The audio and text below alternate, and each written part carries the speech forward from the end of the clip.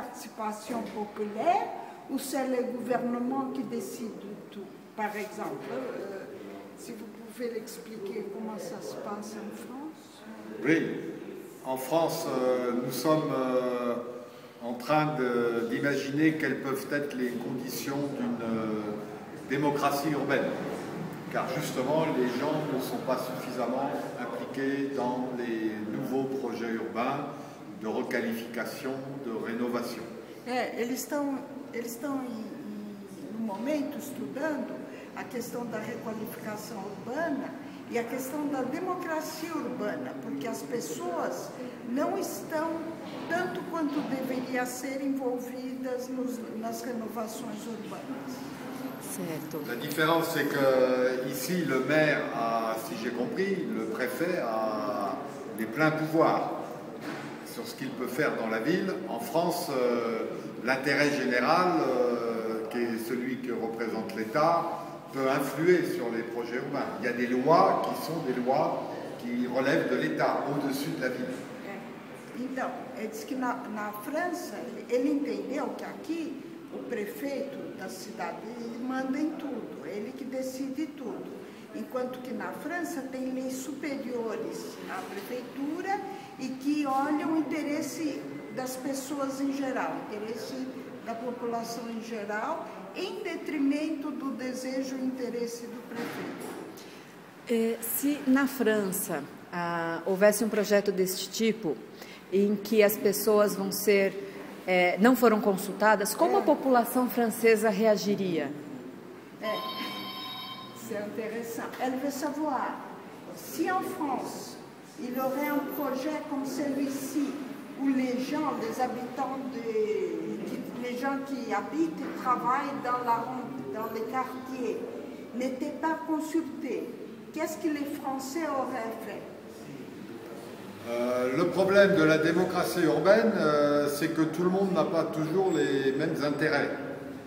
Et que souvent, c'est les habitants de la proximité qui défendent des projets urbains parce que c'est ce qu'on appelle la gentrification, dont on a parlé au colloque. Donc justement, le projet urbain, il ne doit pas être porté par une petite partie de la population, il doit être porté par l'ensemble de la population d'une ville. Et ici, par exemple, à Novaloup, ce qui est compliqué de comprendre, c'est si c'est un projet, une enclave, un projet particulier, ou si c'est un projet qui participe de la dynamique métropolitaine. En France, les projets urbains participent toujours d'un projet plus large, qui est celui de la métropole. À Nantes, à Lyon, à Lille.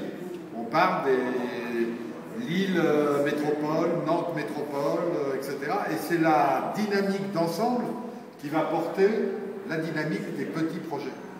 Alors qu'ici, si je comprends, le petit projet est un peu une enclave, où tout se passe sans qu'on comprenne bien les choses. Ele está explicando o seguinte, que na França os projetos são feitos numa região, mas eles estão inseridos no projeto da cidade. Então todo mundo participa nesse projeto, todo mundo sabe para o que ele veio. Aqui, pelo que ele entendeu, se trata de um projeto numa região, né, que fez um enclave, né, que ninguém mais sabe, vamos dizer, como ele se insere na cidade para que ele servirá para toda a cidade. Certo. Como que os bairros históricos são tratados na França? Comment les patrimoines, les arrondissements avec patrimoine historique sont menés en France? En France, le débat est ancien depuis le 19e siècle, puisqu'on est le pays qui a inventé la notion de monument historique. La notion de patrimoine, elle est d'ailleurs très ambiguë. Et justement, ce qu'il faut éviter, c'est soit l'idée qu'on conserve tout comme c'est au départ, on ne touche pas, hein, ou alors on casse. Nous, les projets sont pensés plus en termes, comme depuis Viollet-le-Duc, qui était le conservateur en chef au XIXe siècle, mais ça, on essaye de repenser des requalifications urbaines. C'est-à-dire que le problème, c'est, ici on voit bien que c'est un quartier qui n'est pas en ruine, c'est un quartier qui pourrait être amélioré. Et il ne faut surtout pas détruire pour après justifier l'opération urbaine. En France, on n'aurait pas ce type d'opération. On l'a uniquement dans les cités de banlieue, là où on avait construit les bars. On détruit les bars pour essayer de construire d'autres formes de résidence. Mais on parle de rénovation urbaine, on ne parle pas de destruction ou de patrimoine. Na França se fala de requalificação urbana, não se fala de destruição urbana. Ele já deu um passeio aqui, ele disse que de forma alguma iria acontecer um projeto assim que destrói tudo para construir novamente. O que seria feito, sim, é cuidar melhor da área que estamos vendo aqui. Certo. Ele disse que isso só acontece, questão de destruição, só acontece na periferia. Mas eu preciso pedir uma explicação para ele. Tá? Qu'est-ce que ça veut dire dans la banlieue bar? Les bars, c'est les grands ensembles avec les cités de banlieue. Oui, mais les grands ensembles, une bar, c'est le grand ensemble de banlieue, comme à Sarcelles, etc. C'est là où il y a la violence, des cités. Donc on a décidé de les détruire pour construire d'autres formes de logements. Mais à 70%, les habitants souvent préfèrent rester dans les anciens bâtiments. Na periferia, que tem umas áreas que tem assim os prédios muito. Assim, sabe que tem aqueles problemas urbanos, violência, etc.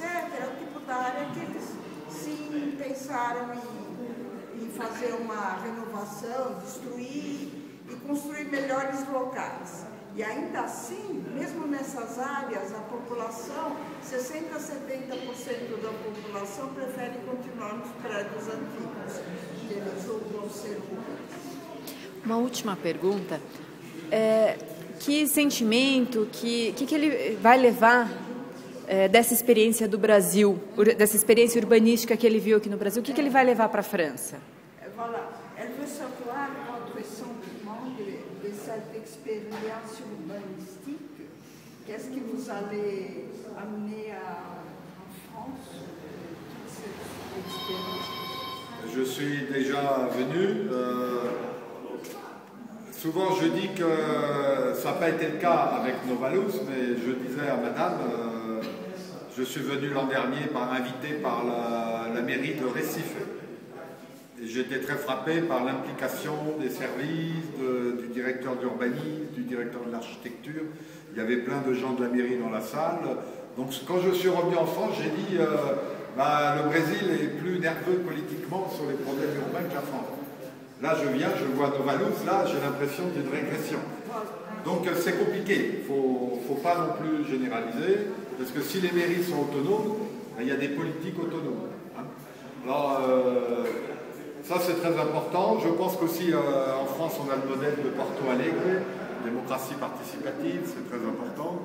On a les exemples de soucis des transports urbains, Coritiba, etc. Il y a beaucoup de choses qu'il faut prendre positivement. C'est pour ça que c'est une raison de plus de se battre contre ce type de projet qui est un projet, c'est un programme imposé d'en haut.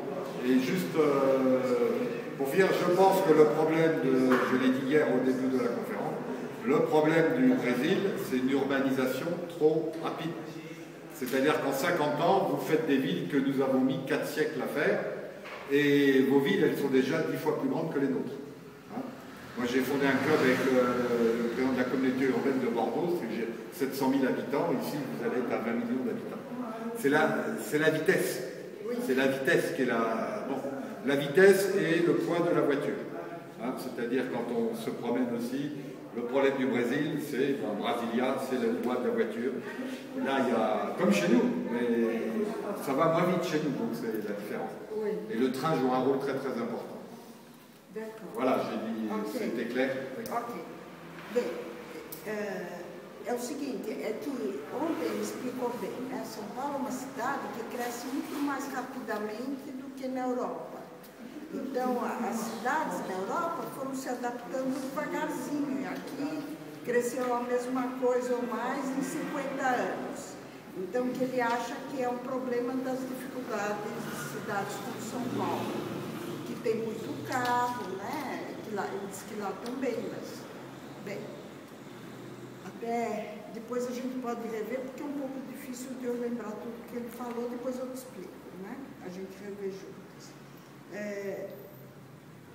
Ai, meu Deus. Il faut donner l'exemple que j'ai donné de Voilà, Recife et Curitiba et tout ça. Porto Alegre. Recife é muito importante porque ele escreveu um livro e foi convidado para vir para o Recife há um ano. E veio todos os secretários, etc., e ele ficou muito bem impressionado com o Brasil.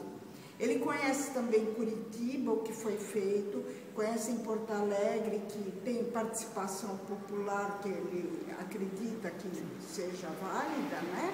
Então, que ele ficou chocado de ver um projeto como Nova Luz e acha que é justamente os exemplos de Recife, de Curitiba e de Porto Alegre que são muito importantes para dar força para se bater contra a Nova Luz, que é um projeto imposto pelo prefeito, em lugar de ter qualquer participação popular, nem do gesto que ele fez. Le paradoxe, c'est qu'on a en France une vision souvent assez positive de la politique urbaine au Brésil. Oui. Et par rapport à... Vous voyez ce que je veux dire? D'accord. Ele disse que a imagem da política urbana brasileira é que ela era boa, entende? É uma coisa que ele também está um pouco assim, né? Depois de ver esse... Qu'on ne connaît pas toujours le fonctionnement, etc.